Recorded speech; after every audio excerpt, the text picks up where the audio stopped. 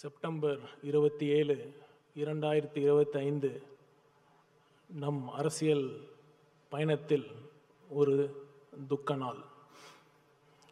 41 உயிர்களை, நம் சொந்தங்களை, நம் உறவுகளை நாம் இழந்திருக்கிறோம்.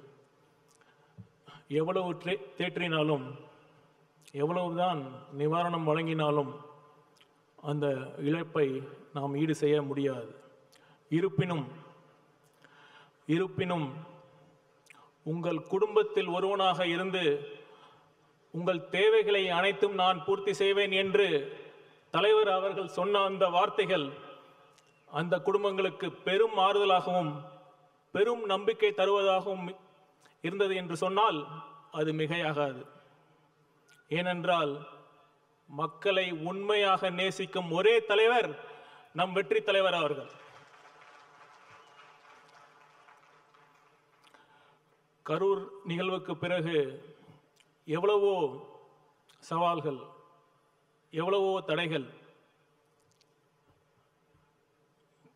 பொய் பிரச்சாரம் பேசி அவதூறு பரப்பி அடக்குமுறையை கட்டவிழ்த்து விட்டா தமிழக வெற்றி கழகத்தை முடக்கி விடலான்னு சில பேர் பகல் கனவு கண்டாங்க.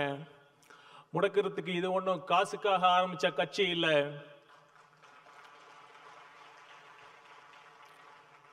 தேர்தல் வெற்றியை தாண்டி ஒரு அடிப்படை அரசியல் சமூக மாற்றத்திற்காக மதச்சார்பற்ற சமூக நீதி என்ற உன்னத கொள்கையோடு ஆரம்பிக்கப்பட்ட ஒரு உன்னத இயக்கம்தான் தமிழக வெற்றி கழகம்.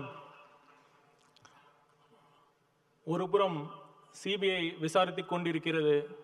நிச்சயம் உண்மை வெளியே வரும்.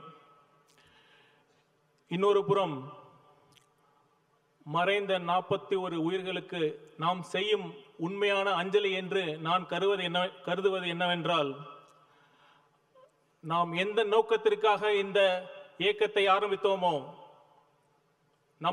நாம் எந்த லட்சியத்திற்காக தமிழக வெற்றி கழகம் ஆரம்பிக்கப்பட்டதோ அந்த அரசியல் பாதையில்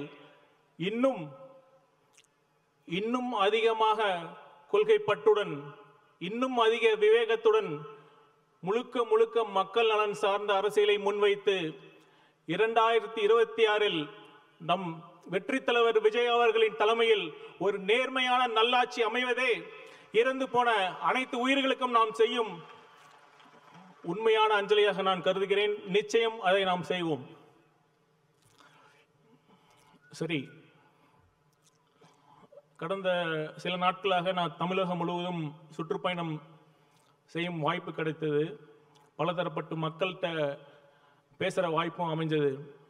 ஒன்று மட்டும் கிளியராக புரிஞ்சது என்னவென்னா, மக்கள் இந்த திமுக அரசு மேலே கடும் அதிருப்தியில் இருக்காங்க.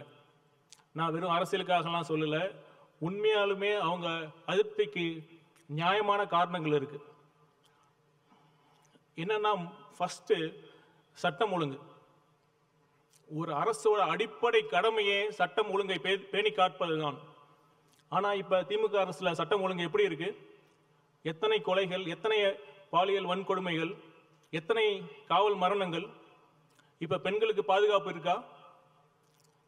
இப்ப சமீபத்தில் நடந்த கோவை பாலியல் வன்கொடுமை எடுத்துக்கங்க. இது ஒரு தனிப்பட்ட சம்பவம் அல்ல. இது காவல்துறையில நீண்ட நெடுங்காலமா இருக்கிற நிர்வாக சீர்கேட்டின் ஒரு வெளிப்பாடு தான்.